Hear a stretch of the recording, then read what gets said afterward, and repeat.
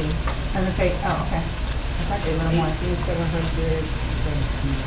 Still more than what, wait a second. Oh, because you were in that second seat. That's one required. Wouldn't include that when I was counting it up.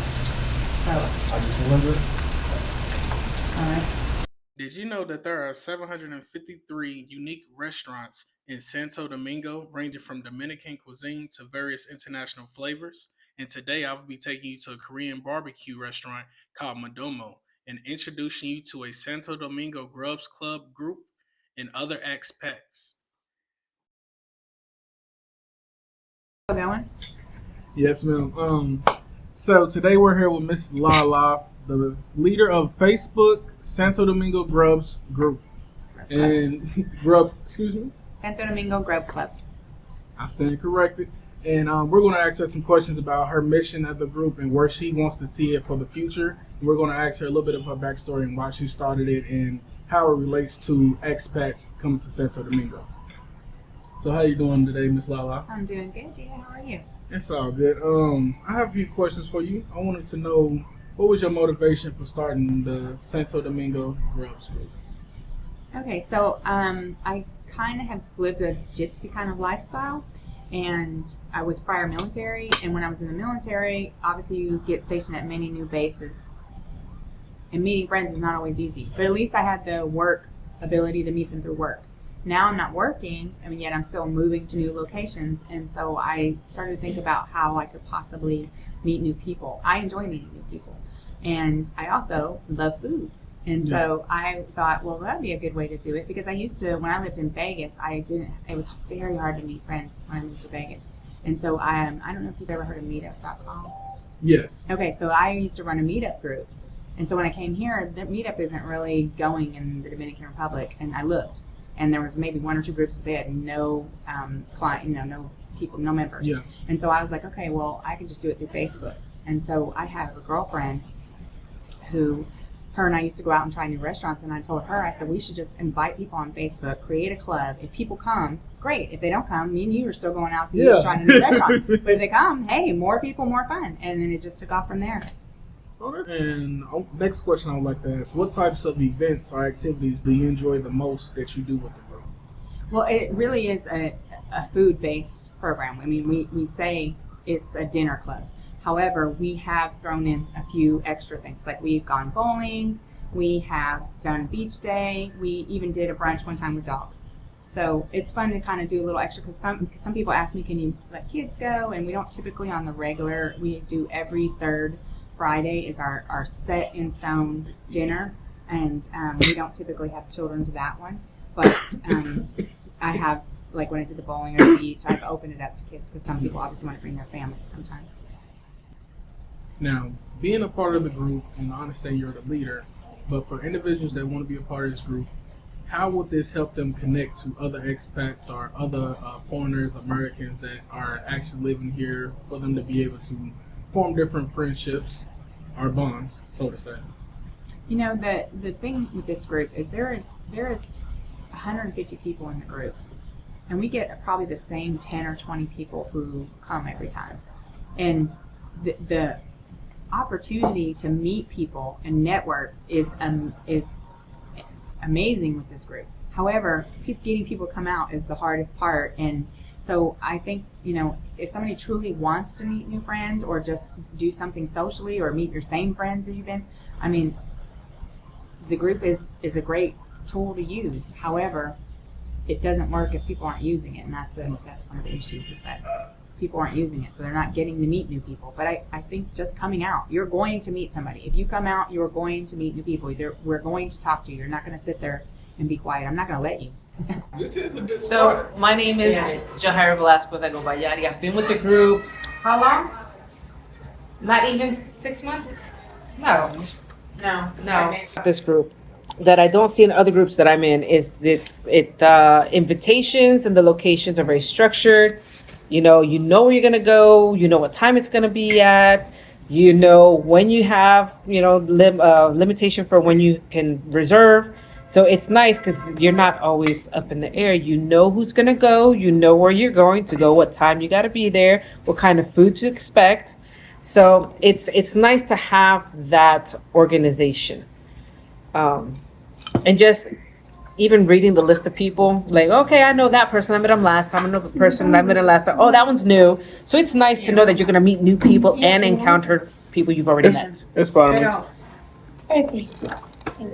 Would you say that the Facebook group can have a sense of community for individuals who's looking to have someone to, network with and make friends? Absolutely. There's plenty of different personalities, plenty of people that come from different walks of life. And you're gonna find somebody that's gonna have something in common with you at some point or another. And then it just kind of sparks that, okay, outside of the group, let's go do this, let's go do that. And when the group comes back together, say, hey, look, I'm going, you wanna hang out, you wanna, what do they call that? Carpool. Yeah.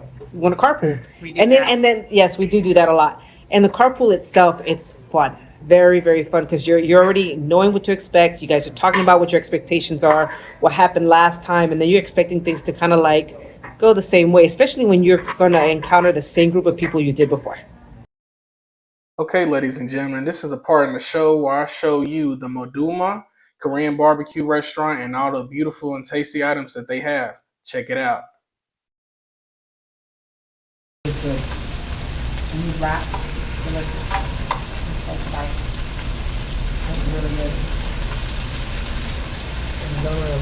What do you want, like? That sauce makes it. I love it. I like that sauce, but I like this one too. What is it? That's a cheese in there? Oh, What is it? Sesame oil. Oh, you don't like it? I think sesame oil is okay. Really? Too much of it is like, Yeah, too much. Well, yeah. it has to be like tiny, The tiny problem. bit for me. Like, so Too most much. people use like too much oil. much That is and definitely a ginger. problem. People use too much ginger. In Asian food. I like ginger. Es dos, ellos It's just the una point where it's chef, a like little bit ambos. spicy, Spicy, not and then, overly spicy. and then take it away. Yeah. yeah. Now, let me tell you something. If you want the authentic Korean barbecue experience, this is the restaurant for you.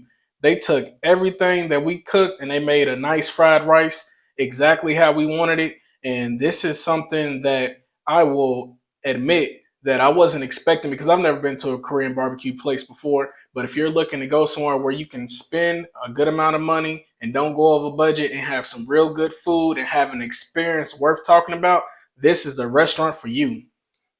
This is the good sauce. It is spicy though. No? Look, I will take it to go. And then I'll put my own egg on it. I'll just take this to go unless you guys want. So here's the SD Grub Club group. It's on Facebook. When you go up, all you gotta do is go over to your search engine, throw it in there, and it'll pull it right up. Now it is a private group. You will have to answer questions to get in. It's just to make sure that you're here or you're an individual that will be coming here so that they know that the people that are going to be in the group are going to be people that can actually be active. That's what makes this group a little bit more different than a lot of other groups is that they have a lot of different events throughout the month and they always have some type of meeting and networking program or event going on with the members. So let me show y'all a little bit of the Facebook page.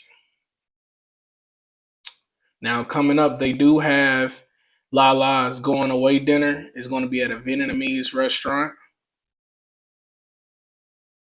They have a bowling. Let me scroll down a little bit. They have a bowling event coming up as well. And that's on the 15th of August.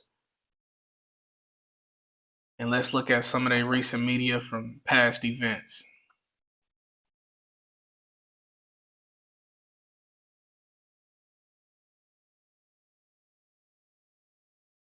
Yeah, this group, it links up every month like clockwork. And you always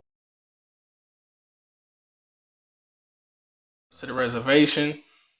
You also know how much stuff is going to cost when you get there. So nothing is a surprise and you don't have to feel left out in the dark.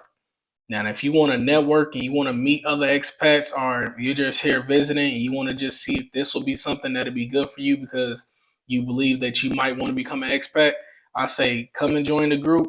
Go out to at least one event, get to meeting some people, speak to some people, because you might end up finding someone that you connect with, and it might end up being a person that you end up having some type of connection and bond. That way you don't feel alone when you're across seas. That's the number one reason why Americans end up going back to the United States, is because they feel like, hey man, I have nobody to talk to, have nobody to hang out and go get drinks with, to even just go get a meal with, you know. But with this group, you have nothing to worry about. Everyone is pretty friendly. I haven't had any issues or problems with anyone in the group. And Lala, she's been my biggest supporter with my own business ventures when I used to cook and different things like that.